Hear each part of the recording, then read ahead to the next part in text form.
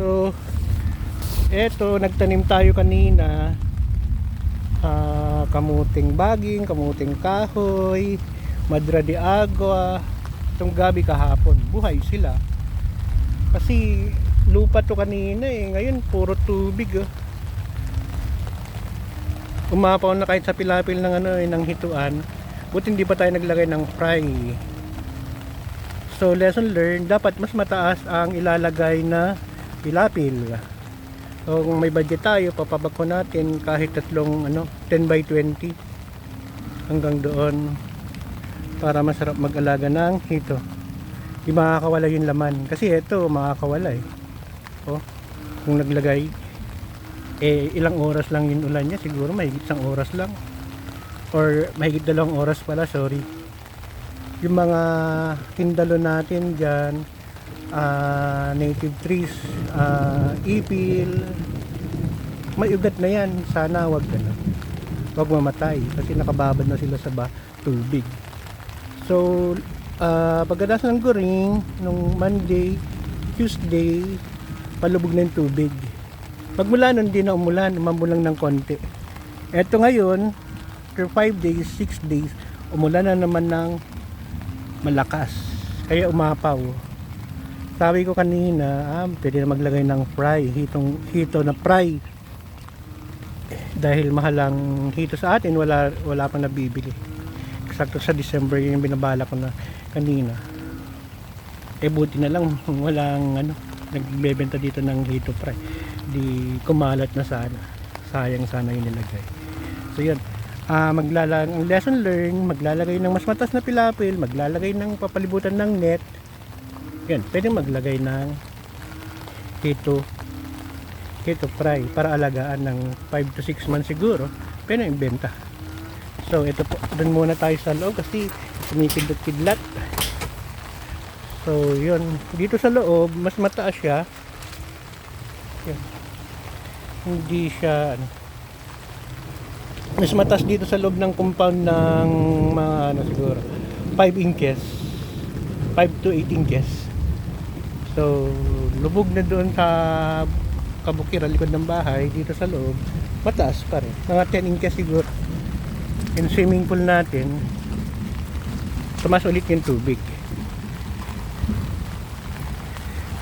Yung gazebo okay naman. May kawain lang na dumagan sa isang gazebo doon. Bahay natin may konting tulo. Bahay ng mother ko pala. Saka pinatayo natin mulawin na dumapa nung bagyong Guring saka bagyong Egay. Etong net ayusin ko sana bukas na lang. Hindi ko nasikaso kanina dahil ang dami kong kinanim. Sana hindi masayang yung mga tinanim ko dahil baka mabubulok lang sa tubig. Problema, titignan natin yan. May nag-uubo-ubo na ito. Titignan natin yung pinagawang bakod, pinapalitan ng kapatid ko. At yun muna sana paano ang ginawa ng mga karpintero.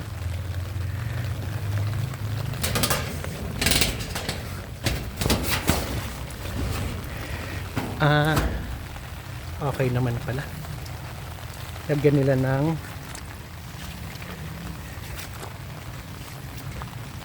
so ito yung bakod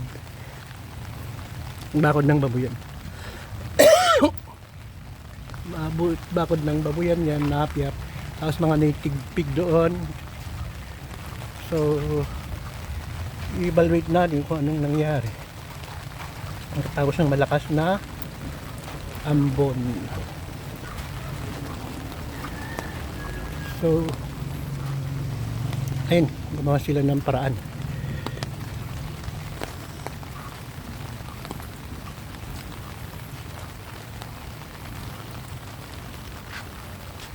May pumasok kaninang karpintero, 3. Sa Pispan di ko ma-update kasi hapon na mga alas 5 na siguro.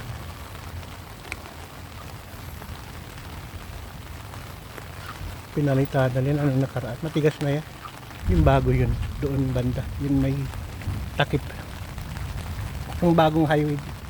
Las May hindi pa ito nagagawa eh. Kalsada, sementado na.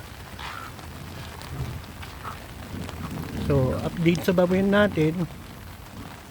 Palibutan na bakit na hollow block yun ano. Yun kalahating hektarya. Tapos yung bahay pinatay ng father ko, pinaganda ng kapatid ko.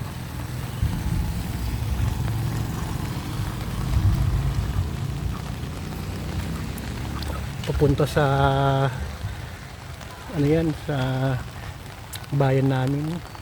Yan munisipyo, simbahan, magkatabing plaza, Peaceport, tapos palabas ng Bugay Lagoon, Bugay Bridge, papuntang Pattaw, tapos Santa Ana or papuntang Kamalanyugan, papuntang Apari or papuntang Manila. Ito nag-uuwian na yung mga estudyante. Ang banda alas 5 na siguro. May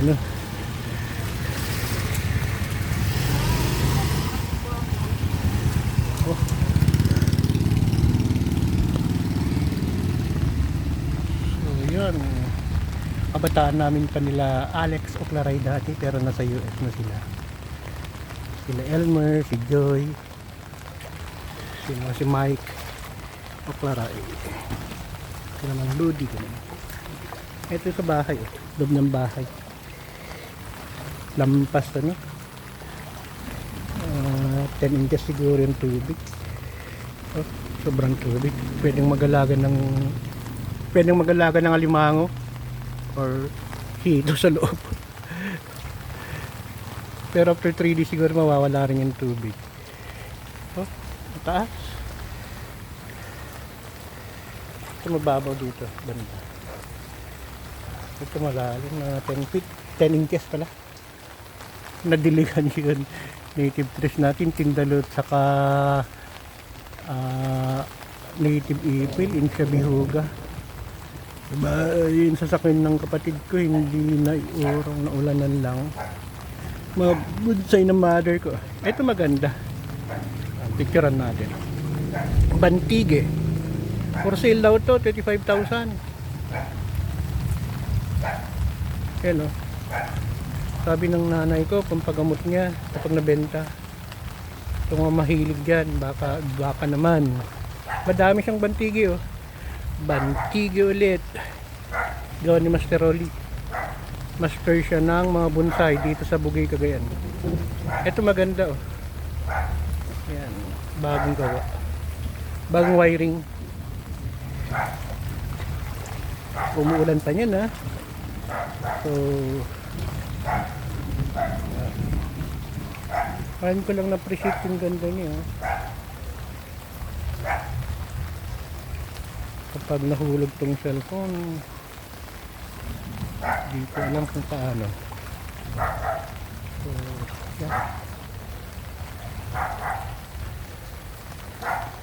Parang mura ata yung sinabi ko 25,000, di ko alam. Kasi linawin na wire to 1,000 isa ang wiring. So ang dami, iba't ibang bantig matagal na to, mga sa nanay ko siguro mga 5 to 10 years na yung iba. At saka siyang nagdidilig-dilig araw-araw. Tapos one time 3 years ago may Makati daw sa Lalangon pagkagaling nila ng Japan ng kapatid ko. Pag uwi pala nila, galing sila ng father ko sa Canada. Binisita yung bunso namin sa Canada. Tapos pag uwi nila, pumunta sila ng Japan. Pag uwi niya, yun may parang tinik daw sa Lalangon. Tinatingnan sa ENT, pinabiopsy yun ako. May cancer. Ayan, sabi niya kung may bibili sa sa mga bantigi ko, ito na lang kayamanan ko. Hindi ko naman masyadong pinupost para hindi mabenta. Pero kung may magkagusto, yan, may mga sampalok din dyan. Bougainvillea na bonsai, bougainvillea na materials. Pero etong Arios saka bantigi ang maganda. Ayan. So yun na lang yung kayamanan niya daw. Hindi niya tinuturing na kayamanan niya kami kasi nasa abroad naman yung iba, ako nasa Manila kahit doktor tumutulong sa ibang sakit, pero rin maano ito bihira pa maalagaan ang sakit.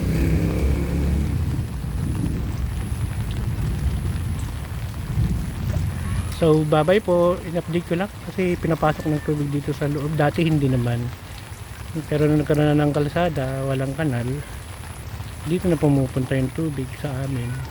Pero mataas pa na sa amin kasi pag pumunta yung tubig sa south, may kanal sana sa ilog. Sa north naman, yun ano, North Philippine Sea. So yun, balik na po tayo doon sa loob. Ito natin yung American Bull ng mother ko. Si Mahal. Mahal ang pagkain.